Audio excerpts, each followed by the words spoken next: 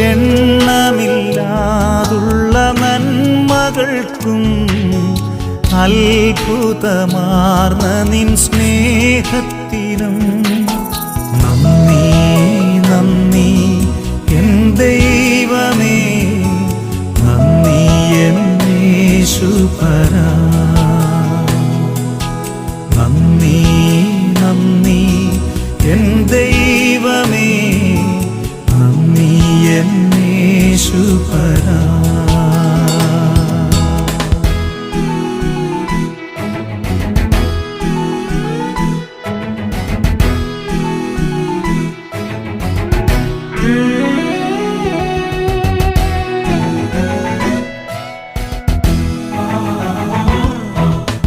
പാപത്താൽ മുറിവേറ്റ